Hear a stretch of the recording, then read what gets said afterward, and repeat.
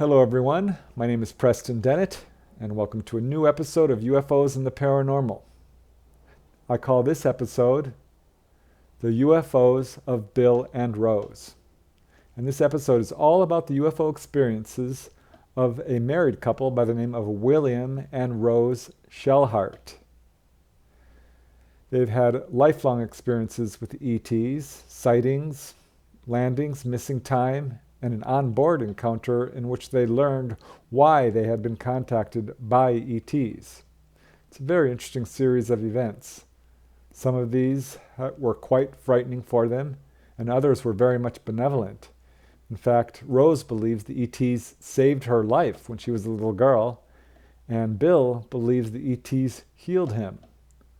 So it has some very interesting insights into the nature of the UFO phenomenon, and that's why I wanted to do this episode today. And I'm going to play first-hand clips from my interview with Bill and Rose so you can hear them tell their story in their own words. So let's just start with Bill Shellhart. Bill is a retired Navy officer. He also worked for the post office as a letter carrier for many years.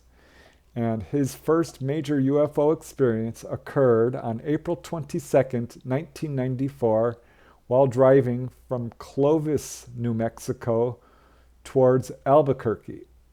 This was about 3 a.m., and he's heading west on Highway 60. And he was planning on stopping at Fort Sumner, but that didn't happen. And I think this is significant. As Bill says in his own words, "Upon approaching the exit, I slowed down, preparing to turn, and for some reason unknown to me, I overshot the exit and kept going. I was puzzled as to what happened, but decided it was no big deal as I could catch the next exit at Vaughn." I think this is significant because this is something I've heard from many other contactees.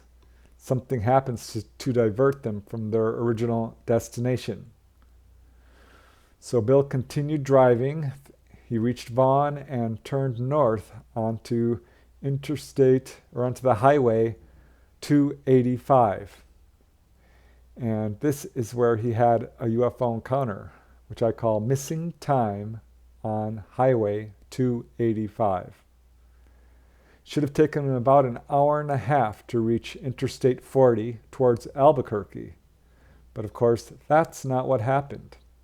As Bill is traveling up 285, he comes over a hill and sees a very bright white light ahead of him on the highway. And I'll just let Bill describe in his own words what happened next. Well, like I say, it was 3-something in the morning. I know that. And like I say, I came up. I had been drinking coffee constantly because I was driving through the night. So I hadn't drank anything other than coffee. So when I came up this hill, and just as I was going down, that's when I saw these lights. And my first thought was it had to be a huge truck coming because the lights were so bright. And then all of a sudden they start dancing. They were up and down, back and forth. And my God, what is this? And that's when as the closer I got to it, I was leery. I didn't want to jump out of the car. And that's when it crossed the road, came straight towards me, and just before I got to it, went straight up in the air. So he was amazed. This light approached him, and as he says in a written statement, I was at a loss to what I was seeing. It apparently was trying to get my attention, what it did. I had no idea what I was looking at. My intention was to stop alongside of it and take a quick look and leave. And again, I'll just let Bill describe in his own words what happened next. And that's when I stopped and I looked up to my windshield, and that's when I saw it. Wow. And then before I could leave there, this all happened within, we'll say 10 seconds. Before I could sit back down in the seat, that's when that bright light came down into my back window. It came right on in there. And of course, I was frightened. I didn't know what was going on. I wasn't looking for UFOs. I'd never seen one in my life. It just scared the living hell out of me.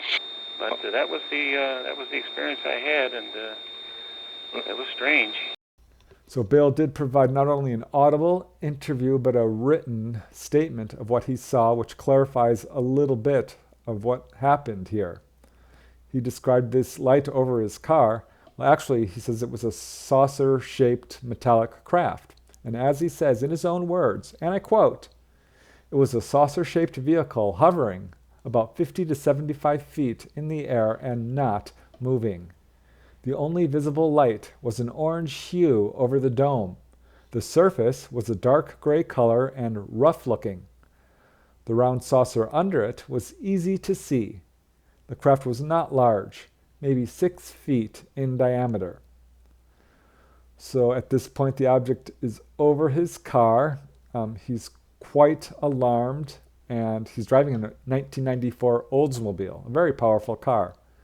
So he quickly presses the accelerator down to the floor and tries to outrun this object.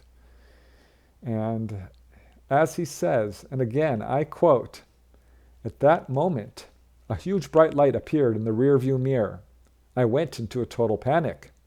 Every muscle in my body froze. I could feel my foot on the accelerator trying to put it through the floorboard, and my hands were glued to the steering wheel. I glanced at the speedometer. It showed over 90 miles per hour. All I wanted to do was get that light off my back." In what seemed like about 5 seconds, this light quickly changed direction and darted away, moving off and disappearing into the distance. And he thought his encounter was over, but it wasn't. This is when things went from strange to truly bizarre. First thing he noticed was that the landscape seemed to have changed. The road, which had been flat and desert-like, was now hilly, mountainous, with lots of trees. And looking ahead of him on the road, he saw something he could hardly believe or comprehend. It looked like there was a huge, massive landslide heading towards him, covering the entire width of the road and far beyond it. And as he drove closer, he could see this wasn't actually a landslide, but instead it was this weird-looking cloud kind of rolling and roiling and sweeping towards him like this huge tsunami. It looked very strange, and the next thing he knows, he's inside of this cloud, feeling very disoriented and quite frightened. As he says, "I've never seen anything like that in my life. It was like a big rolling thing, and even though I felt I was driving on the road, a sensation of being in the clouds overcame me. I could see them rolling at me very fast. It was not fog. The night had been clear." The next thing Bill knew, he was much farther along the road, had reached Highway 40, and was pulling into a rest stop. So this was very confusing to him, and I'll just let him describe this in his own words. Well, see, that's the funny part of it is I took off. The road that I was traveling was about an hour and a half to get up to I-40, which would take me straight into Albuquerque. And I swear to this God Almighty, I made that in such a short time. It just seemed like, it's true, I was traveling fast, but I wasn't traveling that fast that I could have covered that in we'll say within 30 minutes. And I felt I was in the car, I felt I was driving, but when I hit them clouds and they started rolling on me, I mean, I've never seen anything like it in my life, where the clouds actually it was just like a big rolling thing. And the next thing I know, I was up in Albuquerque, or not in Albuquerque, I was up in I-40 and I was in a rest area. And it all happened so fast. So somehow he had traveled an hour and a half, and he believes about 30 minutes. So this was very strange and confusing to him. He was still quite frightened. He immediately pulled into this rest stop and parked between 2 semi-trucks. He fell asleep, woke up some time later to a loud banging noise. Turned out the semi-truck next to him, its batteries were both dead, completely dead. And not only that, Bill's car also suffered some apparent electromagnetic effects in that his windshield wipers and washers no longer worked. A fuse had blown. So these are electromagnetic effects, apparently due to this close encounter. So this was quite confusing to Bill and frightening. 2 days later, he returned to his home in Oahu in the Hawaiian Islands and told his wife Rose about what happened. And Rose had her own strange incident to report.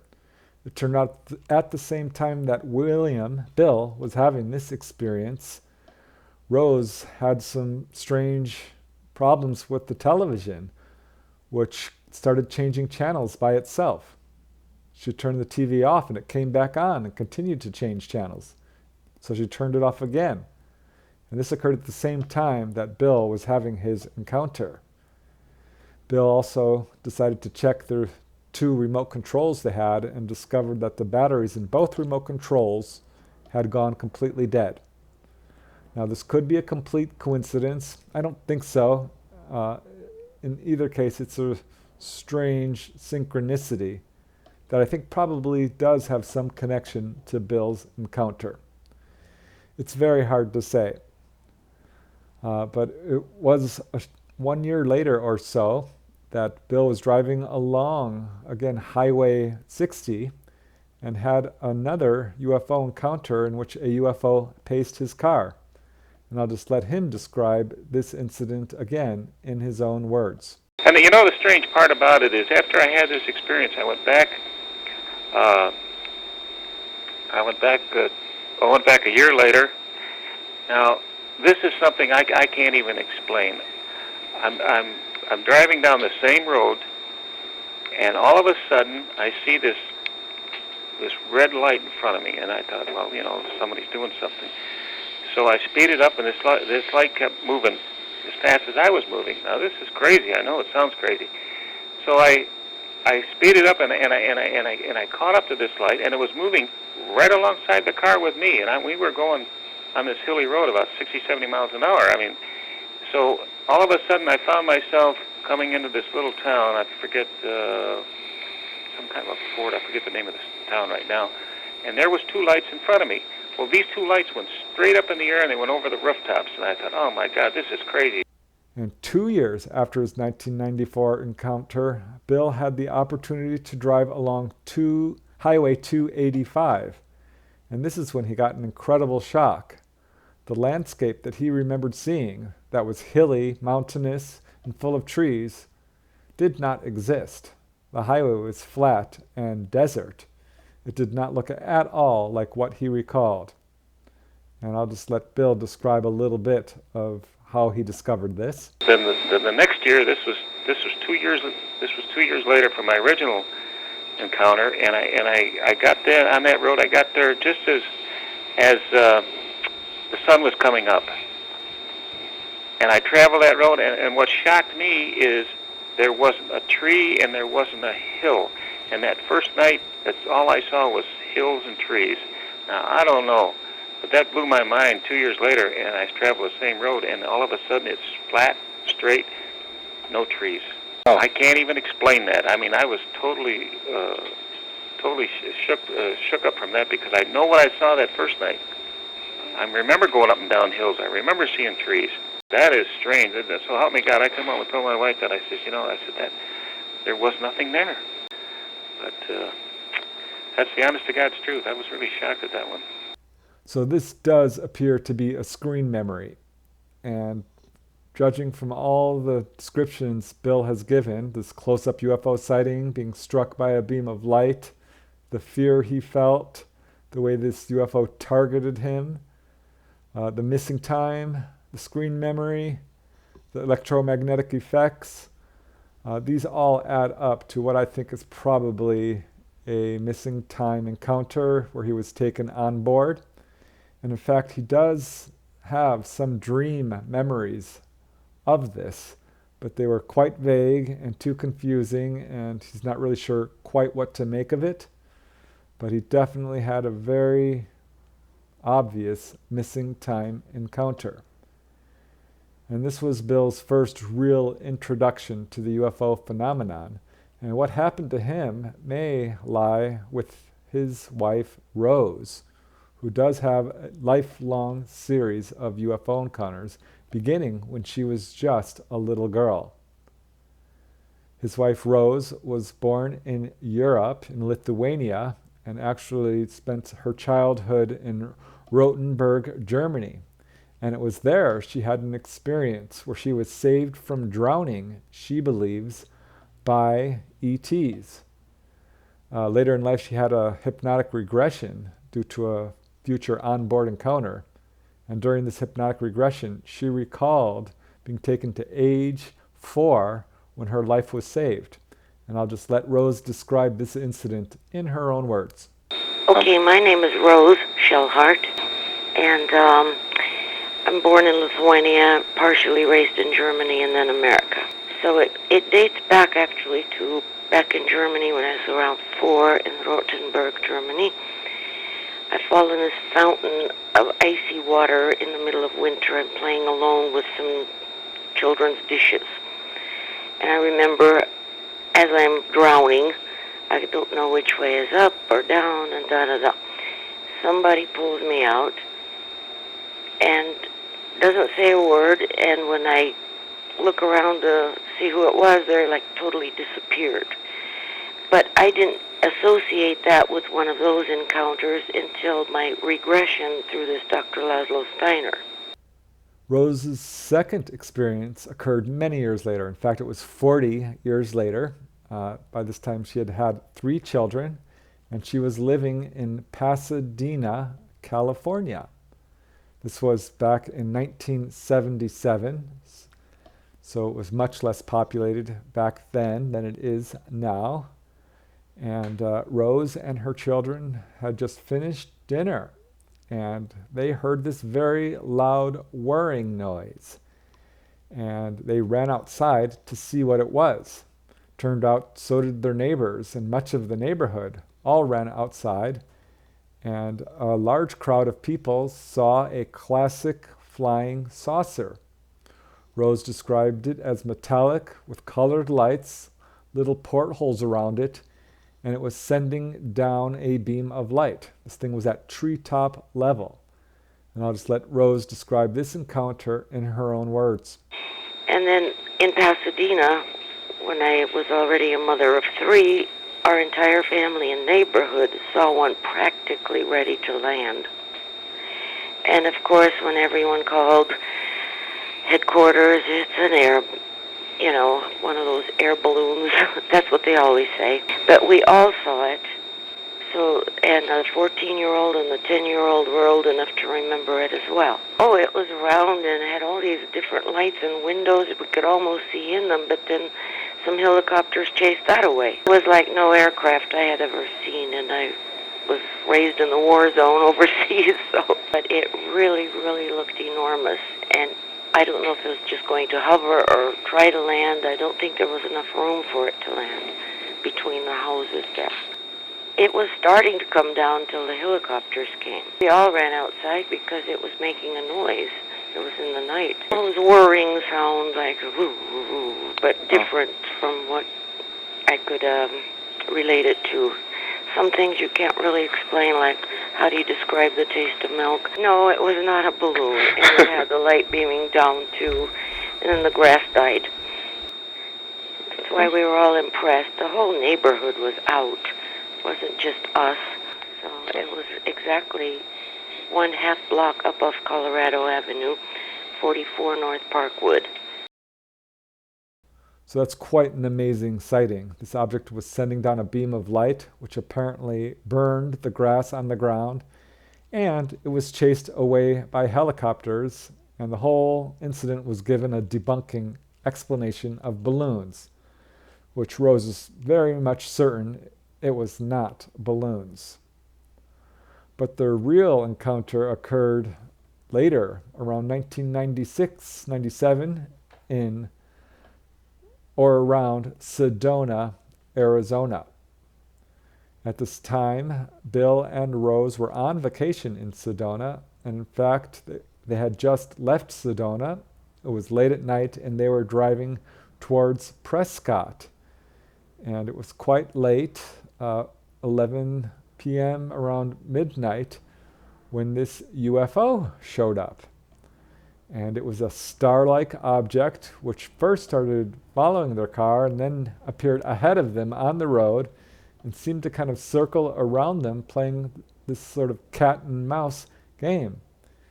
And I'll just let Rose describe this sighting and how it began in her own words.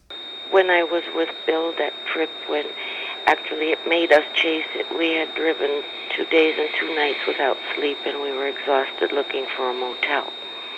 But something compelled us to follow that light. It's like we're hypnotized. We have to follow this light. And I remember we almost hit a cow, and we ended up in this little town called Jerome, which I didn't even know existed. I said, what are we doing? We must be nuts, and we got to follow this light. And kept playing games with us. You know, it was no star. Way too big for a star, and stars twinkle, and this one doesn't, and so forth. And wherever these winding roads went, it was there in front of us. Stars, again, don't do that when you change your direction. And it did come like straight down in the middle of a field. And this is where we don't have conscious recall of anything else, except we finally found a place to sleep that night, and that was it. So Bill also recalls pretty much exactly what Rose says. And as Bill wrote in his written account of this incident, and I quote, "That light came out of the sky, straight out of the sky, and went into the ground. It just dropped out of sight, and that was the last I saw of it. I don't know where it went or what happened, but I saw it come straight down." So here's a short clip in which he describes seeing this light land in the field next to them. My wife and I were up in Sedona. That's a hot spot.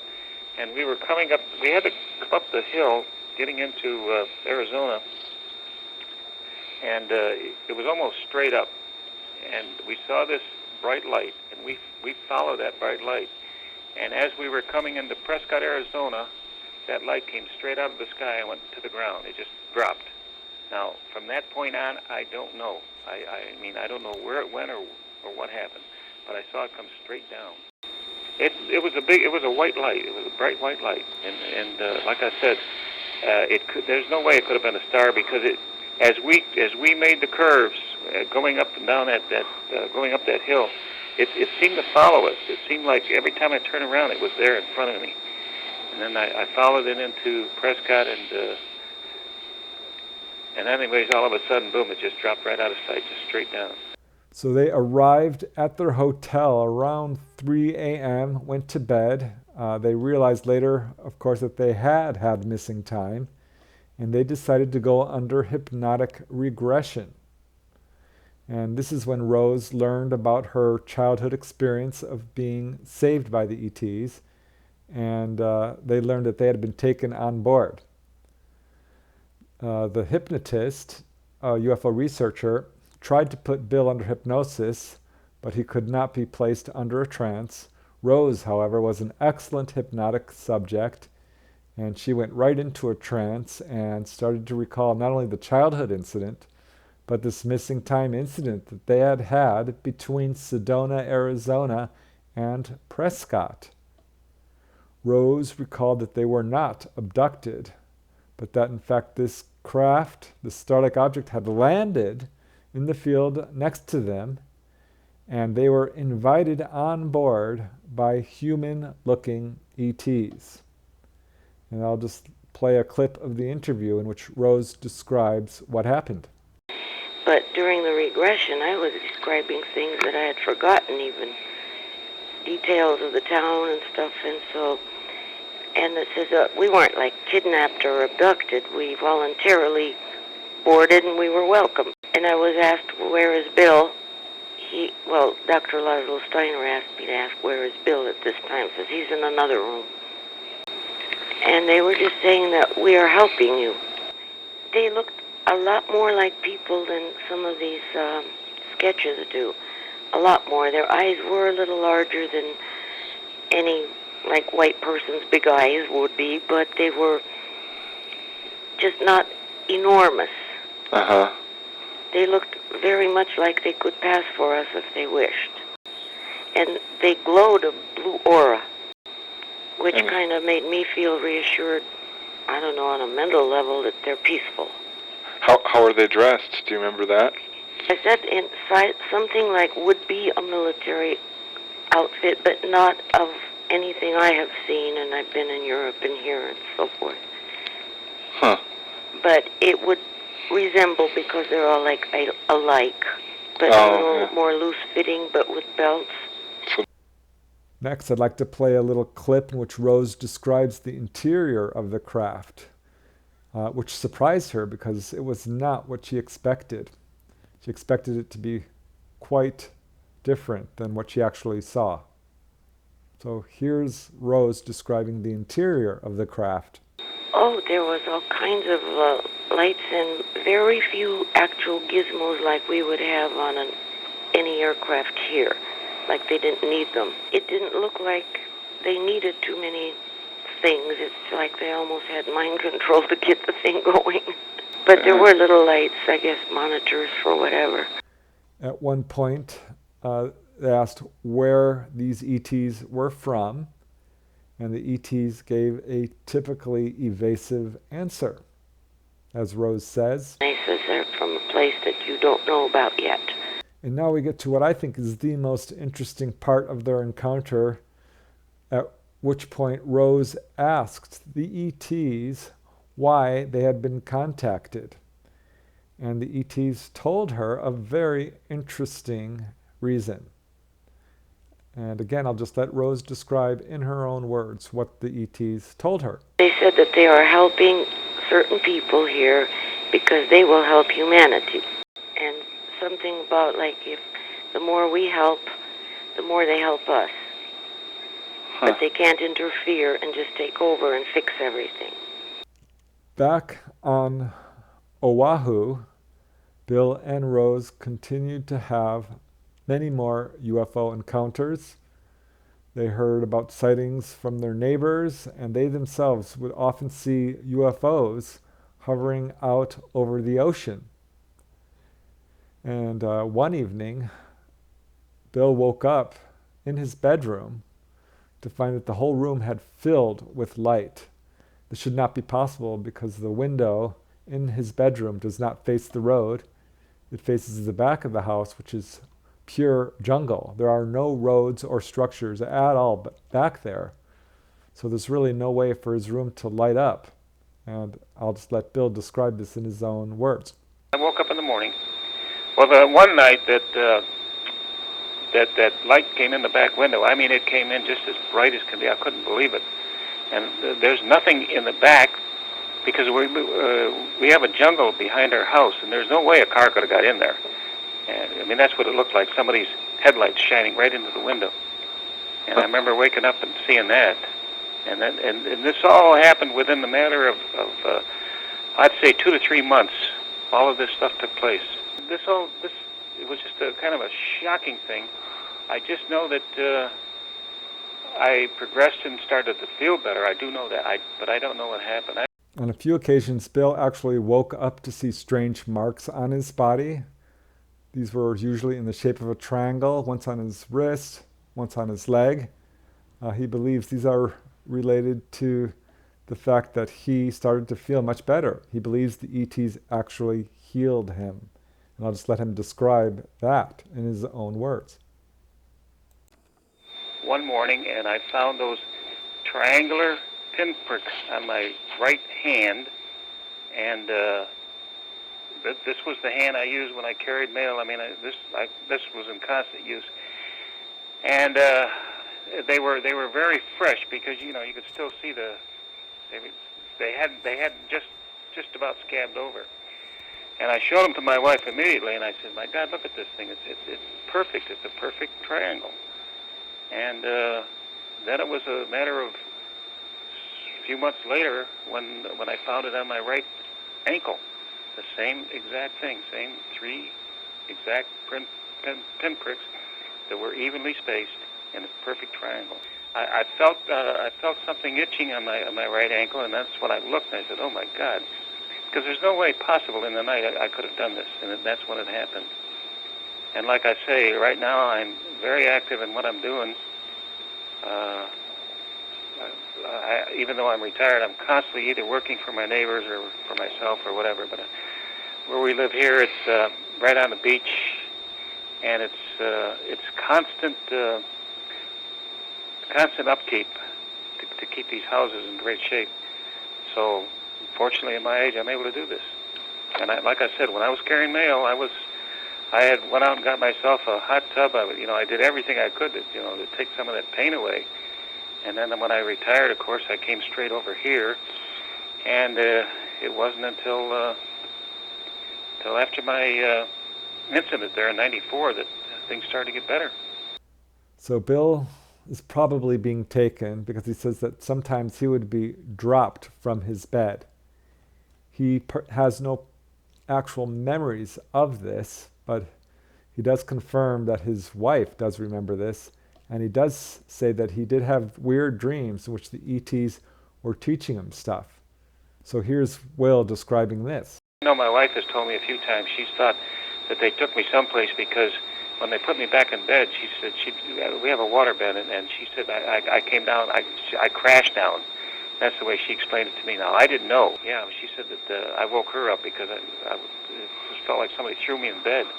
That I don't know. I just know what she told me, and I have to believe her because she said she put in a hell of a night with me. I know that, she said, and that's usually when it happens. Now I want to play another clip in which Rose confirms exactly what Bill is saying about he being dropped onto his bed and being taught weird things about how these craft fly and also about healing. That's another thing. They do come to Bill in dream state. I don't care what he thinks. That guy gets flopped back in bed so often, and then he always tells me about this dream about aliens teaching him about different travel systems. So that must have been something about his message, but I can't prove it. But both of us have become more and more interested in helping people in an alternative healing way. So it's even Bill, he's got this energy in his hands that he didn't have before. He just plow into your back trying to rub you down and almost hurt you, and now it's like I feel this heat coming out that's really good. Yeah, and people say they feel it out of me too, and I thought, ooh, where did I get this from? I have a lot of good result stories from the neighborhood. Yeah, so I'm grateful because I think that had a lot to do with it. So as you can see, Bill believes he was healed by the ETs. He had been suffering from carpal tunnel syndrome and problems with his knees. But following this 1994 encounter and following other encounters, he started to feel much better, and he believes the ETs probably healed him. His sightings continued. They lived in an area of Oahu that's quite isolated. It's called Punaluu, and they had more UFO sightings. And there is a military base not far from them, and on a few occasions the military showed up to actually chase these craft. But they have been sighted here. There's an area of about, I'm going to say it's about 8 to 10 miles down the road. I know one night that they were sighted down there, and they broadcasted on television that they'd seen something out there. Now I've seen them out straight off of the ocean. In fact, one night about midnight I saw one, and we have a Marine base, and I can see the Marine base from where we live. And they sent out 2 helicopters, and they circled this light. They just kept going around it, and then they went back to the base. So I know it was nothing up in the sky. It was something that they were looking at. I saw it myself, because I was working late that time. I got home around midnight, and that's when I saw it. This was probably about 2 years ago, 2 years or so ago. My wife has seen them many times. She'd get up in the middle of the night, and she'd go to the front window, and she's seen lights over the ocean, 2, 3 o'clock in the morning. Yeah. So we know they're in the area, but we don't know, what their intentions are right now. But they surely haven't hurt us. That's for darn sure. So that is the story of Bill and Rose's UFOs. As you can see, it's quite an interesting and complex story that involves not only sightings, but onboard encounters, landings, electromagnetic effects, and physiological effects, and also what I would call spiritual transformation. Bill and Rose were have been quite prominent in their community for helping others and healing. Rose is an herbal healer and has done very good work, and as she says, has good testimonials. So I think this again confirms why some people are being contacted and others aren't. I told Bill and Rose's case in my book, Extraterrestrial Visitations. It's one of many accounts like this in that book.